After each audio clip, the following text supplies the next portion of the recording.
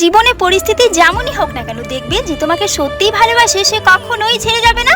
মাঝে মাঝে অবাক হয়ে যায় জানো তো, যে এতটা খারাপ কিছু হওয়ার পরেও মানুষটা আমার হাত ছাড়েনি।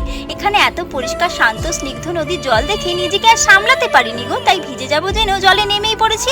কিন্তু বেশিক্ষণ তো থাকা যাবে না, নয়তো আবার ঠান্ডা লেগে যাবে। তাই ওখান থেকে চলে এসেছি কিছু খেতে। তবে আজ তো ভেজ খাবার খেতে হবে, সেই কারণেই না বেশি কিছুই না, শুধু ভেজ মোমোই অর্ডার করেছিলাম। তবে ইচ্ছে আছে একদিন দুজনে একটু সময় করে হলেও এই মনোরম প্রকৃতির মাঝে একাকিত্বে সময় কাটাবো। আসলে ভালো থাকতে হলে দামি গিফট চাই না গো, কাছের মানুষটার কাছে পাওয়া একটু সময়ই যথেষ্ট।